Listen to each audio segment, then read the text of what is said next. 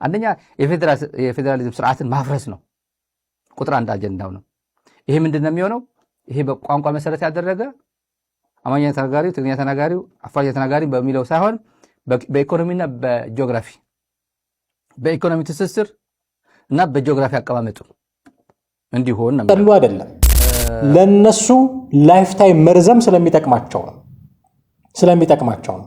እነሱ ሴንትራሉን ገቨርንመንት ይዘው ዲሴንትራላይዝ አድርገናል የሚሉትን ፓወር በመስለኔ ለመቆጣጠር የሚመቻቸው አንድ ያልሆነ የጋራ ማንነት የሌለው በየቋንቋ በየጎሳው የተከፋፈለ ክልል ሲኖር ብቻ ነው። ስለዚህ ሁለተኛው መሬት የግል እንዲሆን ነው። መሬት የግል እንዲሆን አንቀጽ 40 ማለት ነው። ያኛው አንቀጽ 39 ነው። አንቀጽ 40 በጣም የህገ መንግስት አርቃቂ ኮሚቴዎች እና በዛ ሰዓት የነበረው የሂደት አከራካሪ ሂደቶች አንደኛው መሬት የምን ይሁንበት አካባቢ መተው ግን ይሄንን የቋንቋ ፌዴራሊዝም ሲተክሉበት ትላንትና በጌምድር ለው አካባቢ ብሎ የተኛው ሰውዬ ገበሬ ጠዋት ሲነሳ ራሱን ግማሹ ትግራይ ክልል ውስጥ ግማሹ አማራ ክልል ውስጥ ሆኖ አገኘው። ያንተ የኔ የሚባባል ነገር ያመጣው ይሄው ፌዴራሊዝም ነው። ቋንቋ አዲስ አበባ ክልል እንዲሆኑ ነው። አዲስ አበባ እና እንትና ድሬዳዋ ክልል እንዲሆኑ ይሄ ደግሞ ፓርላማ ዋናው ነጥብ ይሄ እንዴት ነው የሚሆነው ሲባል በሪፈረንደም አይደለም። ህዝቡ ሪፈረንደም ጀዋር መሐመድ አገኘሁት ያለው መረጃ ጀዋር ሙሉ ዶክመንቱን ያገኘው ዛሬ በአፋን ኦሮሞ ያብራራ ነበር። ቅድም በአፋን ኦሮሞ ባባያው እንደሚመጣበት እንትናምናለን። ሳመሪው ግን ልንገራችሁ። ሳመሪው ዝርዝር ሳያስፈልገው አጀንዳው አንደኛ የፌዴራሊዝም ስርዓትን ማፍረስ ነው ቁጥር አንድ አጀንዳው ነው። ይሄ ምንድነው የሚሆነው? ይሄ በቋንቋ መሰረት ያደረገ አማርኛ ተናጋሪው፣ ትግርኛ ተናጋሪው፣ አፋርኛ ተናጋሪው በሚለው ሳይሆን በኢኮኖሚና በጂኦግራፊ በኢኮኖሚ ትስስር እና በጂኦግራፊ አቀማመጡ እንዲሆን ነው የሚለው። ሁለተኛው መሬት የግል እንዲሆን ነው። መሬት የግል እንዲሆን አንቀጽ 40 ማለት ነው። ያኛው አንቀጽ 39 ነው። አንቀጽ 40 በጣም የህገ መንግስት አርቃቂ ኮሚቴዎች እና በዛ ሰዓት የነበረው የሂደት አከራካሪ ሂደቶች አንደኛው መሬት የምን ይሁን ነው። የአንቀጽ 39 እና አንቀጽ 40 በጣም ወሳኝ የሚባል የህገ መንግስቱ አንቀጾች ናቸው። እየፈረሱ እናፈርሳለን የሚለው የጭንቀት ነው እንዳልኳችሁ። የደርግ ስርዓት በመውደቂያ ሰዓት ያደረገው ራስ ገዝ እያለ የሸነሸነውን እንደዛ እያደረገ መሆኑ ጥርጥር የለውም መሞቻው ሰዓት ስለደረሰ እና ሌላው ድሬዳዋና አዲስ አበባ መስተዳድር ልዩ መስተዳድር ናቸው። ተጠሪነታቸው ለፌዴራል መንግስት ነበር። ባለፈው ያለው ኤግዚስት ባለው ስራ ላይ ባለው ህገ መንግስት እነዚህ ግን አይ ቲንክ 49 ነው 40 ስንት ነው ያለው? ይሄ ወይ 40 ምናምን ነው ያለው። ድሬዳዋና አዲስ አበባ ክልል እንዲሆኑ ነው። አዲስ አበባ እና እንትና ድሬዳዋ ክልል እንዲሆኑ ይሄ ደግሞ ፓርላማ ዋናው ነጥብ ይሄ እንዴት ነው የሚሆነው ሲባል በሪፈረንደም አይደለም። ህዝቡ ሪፈረንደም አድርጎ ሳይሆን ተወያይቶበት ሳይሆን ፓርላማ ይመክርበታል ይላል። ፓርላማው ይመክርበታል። የክልሎች አወቃቀር ወዴት ይሁን ለምሳሌ ኦሮሚያ የሰማነው 6 ነው 7 ክልል ነው የሚሆነው። ክፍለ ሀገር ነው፣ ክልል ሳይሆን ክፍለ ሀገር ነው የሚባለው እና 6-7 ክፍለ ሀገር ይሆናል። የትኛው የተወሰነው ከጅማ ቆርሶ ወደ ኢሉባቡር፣ ከአርሲ ቆርሶ ትንሽ ወደ ሸዋ ምናምን ከዛ ወይም ወደ ጉጂ ምናምን ወደ ይከፋፍሏል ማለት ነው። እንደዛ ነው የሚሰሩት እና ፓርላማ ይመክርበታል፣ ሰሚት ያደርጉታል። ፕሬዝዳንት ደግሞ ይፈርምበታል። ልክ እንደ አዋጅ ፕሬዝዳንት ነው የሚፈርምበት። ካልፈረመበት በ2 ሳምንት ነው 3 ሳምንት የሆነ ጊዜ ህግ ሆኖ ይወጣል ነው የሚለው። የኢትዮጵያ ህግ እንደዛ ነው። ፕሬዝዳንት ፈረመ አልፈረመ ዞሮ ህግ መውጣቱ ህግ ሆኖ ይወጣል። ስለዚህ ዩዝለስ ነው። ዝም ብሎ ፕሬዝዳንት ፊርማ ዋጋ የለውም። ህግ ሆኖ መውጣቱ ስለማይቀር ማለት ነው። ስለዚህ ፕሬዝዳንት ይፈርማል፣ ህዝብ ግን አይመለከተውም። እዚህ ላይ የሰማነው አማራ ክልል 4 ቦታ እና የተወሰነውን እንዴት ነው የማያደርገው? የትግራይ የተወሰነው ቆርሶ ከአማራ ጋር ማዋሃድ፣ የሆነ ከአማራ አካባቢ የሆነ ቆርሶ ከትግራይ ጋር ማዋሃድ፣ ከአፋር ምናምን አድርጎ ወደ ከትግራይ ጋር ማዋሃድ፣ አፋር ከኦሮሚያ ጋር ማዋሃድ፣ አፋር ከአማራ ጋር ማዋሃድ፣ መሰባበር ነው የሚፈልገው እና እንደ አብነት የተነሳው የዘገየ አስፋው ነው። ዘገየ አስፋው በቅርብ በህይወት የተለዩን በኢትዮጵያ ለውጥ ኃይለሥላሴ ሲወድቁ የነበራቸው ሞቶ መሬት ላራሹ የሚለው ቋንቋ ያመጡት እሳቸው ናቸው ይባላል። መሬት ላራሹ ላንድ ፎር ዘ ቴለር ምናምን የሚለው ቋንቋ ነው ያመጡት። በዛ ሰዓት ተማሪ ሆነው መሬት ላራሹ አቀንቃይ የነበሩት በቅርብ ጊዜ የሀገረ ምክክር አንደኛው አባል የነበሩ በቅርብ ጊዜ ነው የሞቱት።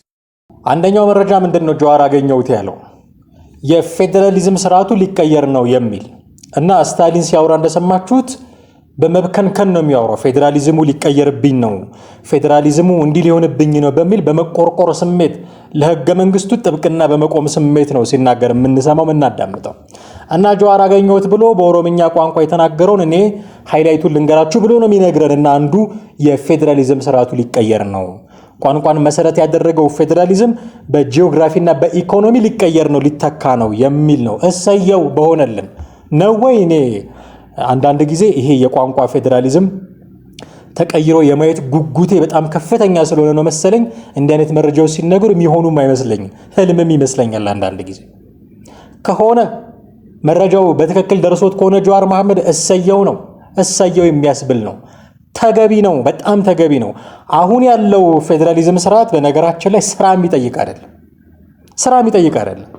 ይሄ ቋንቋ የሚናገር ሰው ይሄ ነው ክልሉ፣ እንደዚህ አይነት ቋንቋ የሚናገር ሰው በዚህ በኩል ይወሰን ለማለት ስራ አይፈልግም፣ ስራ አይፈልግም። በቃ ተወጣና እዛ መስክ ጥናት ትሄዳለህ። እነዚህ አካባቢ ምንድን ነው የሚናገሩት ቋንቋ? ትግርኛ፣ በቃ ትግራይ ክልል ነው ይሄ። እነዚህ የሚናገሩት ምንድን ነው? አማርኛ፣ ይሄ አማራ ክልል ነው። ስራ የሚጠይቅ ነገር አይደለም። ስራ ያልጠየቀ ነገር ደግሞ ብዙ ቀዳዳዎች አሉት። ያልተሰራ ነገር ዝም ብለህ እንደው እንዲመቻ ያደረከው ነገር እንዲመቸ ስራ ላለመስራት ብለው አይደለም። በነገራችን ላይ ፌዴራሊዝሙን በቋንቋ ያደረጉት እንደው ሌላኛውን ሳይድ እንደው ብለን ነው እንጂ ስራ ያልሰራህበት ነገር ቀዳዳው ብዙ ነው። ያለፋህበት፣ ያላጠናኸው፣ አንገትህን ደፍተህ ብዙ ያለፋህበት ያልጣርክበት ነገር ቀዳዳው ብዙ ነው። ይህንን ሁሉ ችግር ያመጣብን ያለ ስራ የተቋቋመ ፌዴራሊዝም ስለሆነ ነው። ስራ ስለጠሉ አይደለም፣ ቅድም እንዳልኩት ስራ ስለጠሉ አይደለም፣ ለነሱ ላይፍ ታይም መርዘም ስለሚጠቅማቸው ነው። እነሱ ሴንትራሉን ገቨርንመንት ይዘው ዲሴንትራላይዝ አድርገናል የሚሉትን ፓወር በምስለኔ ለመቆጣጠር የሚመቻቸው አንድ ያልሆነ የጋራ ማንነት የሌለው በየቋንቋ በየጎሳው የተከፋፈለ ክልል ሲኖር ብቻ ነው። ስለዚህ ሁሉንም ከፋፍለ በምስለኔ ታስተዳድራለህ። ቲፒኤልኤፍ ሊትራሊ ያደረገው ይሄንን ነው። በምስለኔ እያስተዳደረ ዲሴንትራላይዝድ ሆኗል ፓወሩ ብሎ ግን ሴንትራላይዝድ ሆኖ ነው የቆየው። ለላይፍ ታይሙ ይሄ ይጠቅመው ነበረ። ሞመንት ኦሮማራ የሚባል ትርክት ሲመጣ ነው ፈርጥጦ መቀሌ የገባው። እንደምታውቁት ኦሮማራ የሚባለው ትርክት ገበያ ላይ በነበረ የፖለቲካ ገበያ ላይ በነበረበት ጊዜ የነበረውን ተስፋ የነበረውን ለውጥ አስቡት። ያ የተሰበረ ጊዜ ደግሞ እያየን ያለነውን መከራ አስቡት። ስለዚህ የሆነ ሁለት ክልል እንኳን አንድ የመሆን ስሜት ሲያመጣ 4 ኪሎ ሆኖ ሊጨቁነ ለሚፈልገው አካል በጣም ራስ ምታት ነው። ይሄ እንዳይሆን ነው በቋንቋ የከፋፈሉት። ይሄ ስለተነካበት ስታሊን በመቆርቆር ስሜት የቋንቋ ፌዴራሊዝም ሊወረወር ነው ይላል። የቋንቋ ፌዴራሊዝም የተቀበረ ፈንጂ ነው። ነገ ከነጎዲያ ሊፈነዳ የሚችል እርስ በርስ የሚያጋጭ እርስ በርስ የሚያጣላ ለመሬት ብሔር የሰጠ መሬት እኮ ብሔር የለውም። ለመሬት ብሔር የሰጠ ፌዴራሊዝም ነው የቋንቋ ፌዴራሊዝማችን። ውህድ ማንነትን ያገለለ አንተ የመሬት ባለቤት ለመሆን ወይ ኦሮሞ መሆን አለብህ፣ ወይ ትግሬ መሆን አለብህ፣ ወይ አማራ መሆን አለብህ፣ ወይ የሆነ ጉራጌ መሆን የሆነ ብሔር ሊኖር ይገባል። ብሔር ከሌለ ውህድ ማንነት ካለ እኔ አባቴም የእናቴም ደም ውስጤ አለ ልመርጠው የምችለው ብሔር የለኝም አይ አም ኢትዮጵያን ካልክ መሬት የለህም። እና ለውህድ ማንነት ምንድነው መሬት የከለከለ የመሬት ባለቤትነትን ሀብትን የከለከለ ፌዴራሊዝም ነው የቋንቋ ፌዴራሊዝም። ይሄ ቢቀየር ያስደስታል እንጂ ምኑ ያስከፋል? ምኑ አንገት ያስደፋል? ያንተ የኔ የመጣው እኮ በዚህ ፌዴራሊዝም ነው። ይሄ ያንተ ይሄ የኔ መባባል የመጣው ያንተ የኔ የሚባባሉት ግለሰቦች ሆኖ ቢሆን ኖሮ ኢትስ ናቹራል። ምክንያቱም የዕለት ግጭት አይጠፋም። በቃ ከዚህ ይሄ ድንበር ነክተህብኛል፣ ከብቶች የሚግጡት ነው፣ እኔ ማርሰው ነው፣ የዕለት ግጭት ነው፣ የሁለት ሰዎች ጉዳይ ነው እና እነሱ በፍርድ ቤት ሊፈታ ይችላል ኬዛቸው፣ በአገር ሽማግሌዎች ሊፈታ ይችላል ኬዛቸው። ጉዳዩን ያንተ የኔ አባባል ነው ግን በብሔር ሆነ። ወልቃይት የኔ ነው ያንተ ነው መባባል የመጣው ይሄ የብሔር ፌዴራሊዝም የቋንቋ ፌዴራሊዝም ሲተከል ነው። ከዛ በፊትማ ሁሉም አገሩ ነው፣ ሁሉም መሬቱ ነው። አንድ ጊዜ በተወላገደ አማርኛ በተወላገደ ትግርኛ ሲሉ ነበረ ጠቅላይ ሚኒስትሩ በፓርላማ። እንደዛ ሆነ የሚኖሩበት ተቀላቅለው የሚኖሩበት አካባቢ ነበረ። ትግራዩም አማራም ተጋብተው የሚኖሩበት አካባቢ መተው ግን ይሄንን የቋንቋ ፌዴራሊዝም ሲተክሉበት ትላንትና በጌምድር ለው አካባቢ ብሎ የተኛው ሰውዬ ገበሬ ጠዋት ሲነሳ ራሱን ግማሹ ትግራይ ክልል ውስጥ ግማሹ አማራ ክልል ውስጥ ሆኖ አገኘው። ያንተ የኔ የሚባባል ነገር ያመጣው ይሄው ፌዴራሊዝም። ቋንቋ መግባቢያ መሆኑ ቀርቶ መለያያ ሆነ። በነገራችን ላይ ቋንቋ ከመግባቢያነቱ በፊት ማሰቢያ ነው። እንደው የምትናገረው ያሰብከውን ስለሆነ ነው። ይሄ ሳያስቡ ለሚናገሩ ላይሰራ ይችል ይሆናል ይሄ ምሳሌ። ግን ቋንቋ ከመናገሪያ በፊት ከመግባቢያነቱ በፊት ማሰቢያ ነው።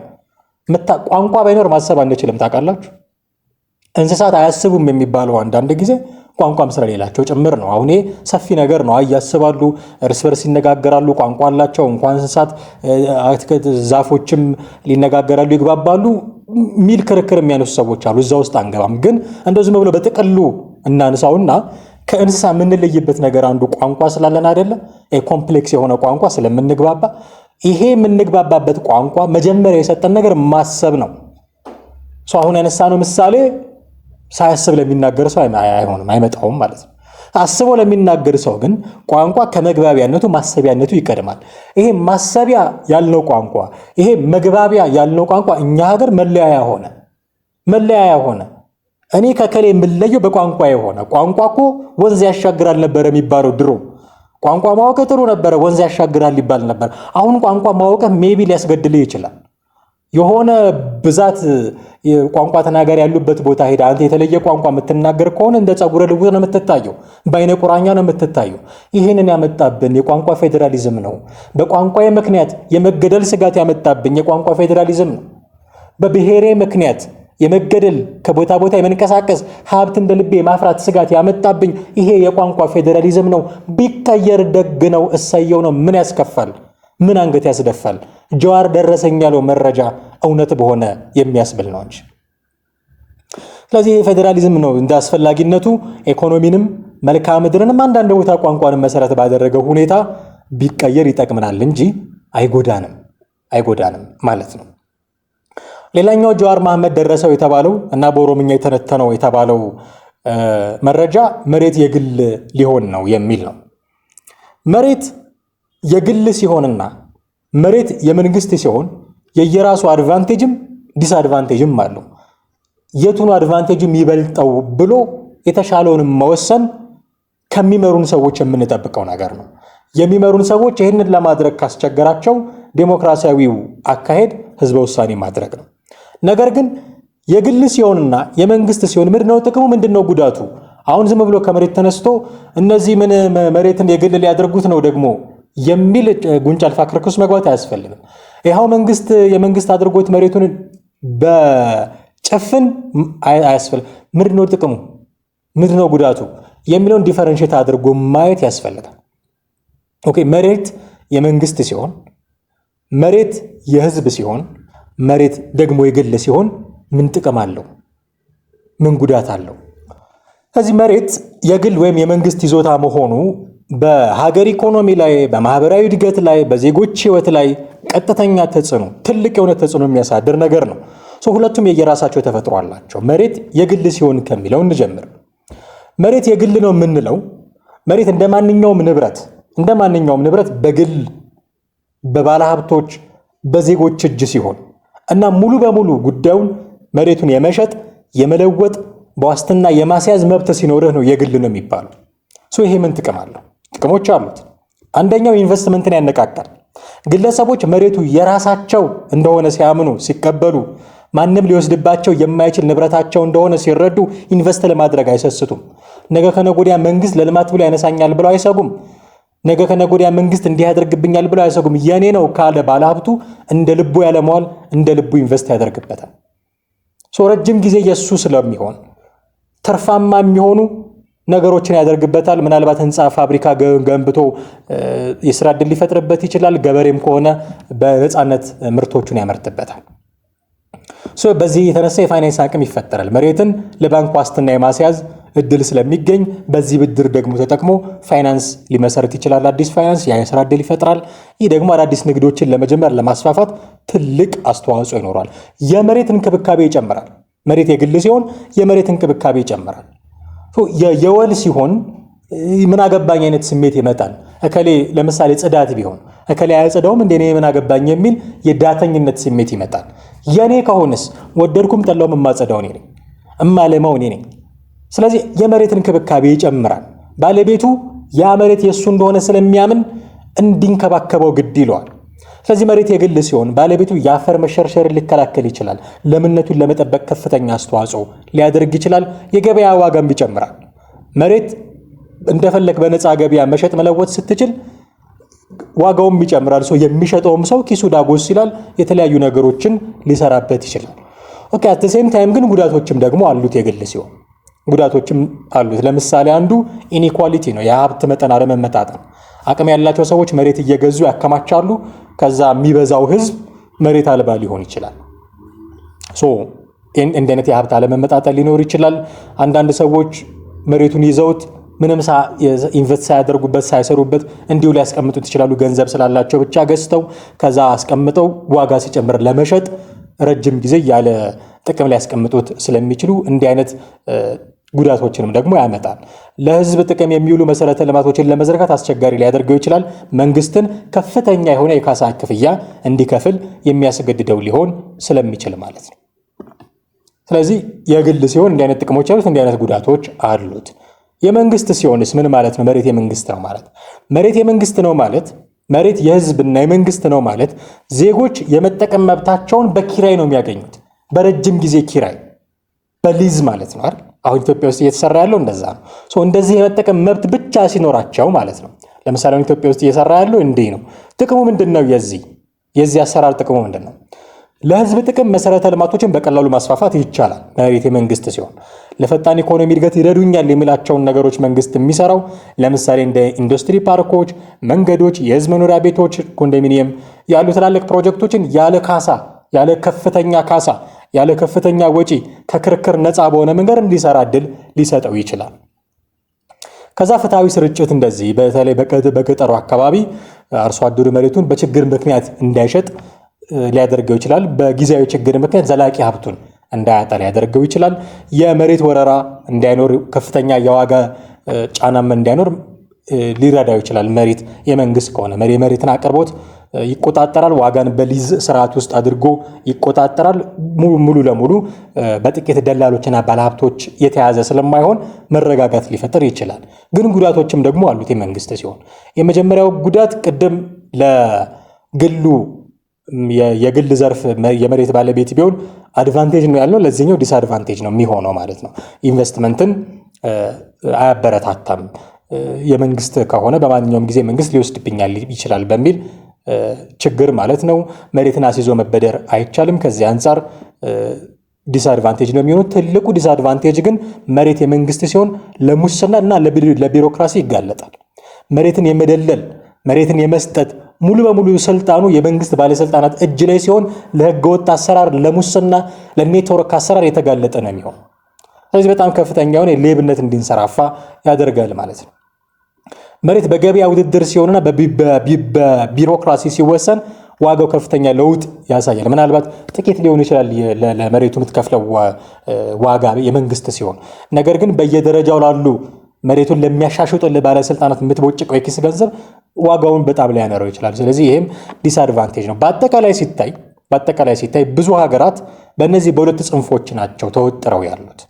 አንዳንዶቹ ሚዛኑን ለመጠበቅ ሲሞክሩ እናያለን። ለምሳሌ መሬት የግል በሆነባቸው ሀገራት መንግስት በከፍተኛ ታክስ በመጣል ጭምር የህግ ገበያውን ሊቆጣጠር ይሞክራል። ዋጋውን እንዳይንር፣ የሆኑ ሰዎች ብቻ እጅ እንዳይገባ መሬት እና ሰፊው መሬት የሌለው እንዳይሆን በጣም በህግ በማውጣት ታክስን ከፍ በማድረግ የመሳሰሉ እርምጃዎችን በመውሰድ ሊቆጣጠር ይሞክራል ማለት ነው።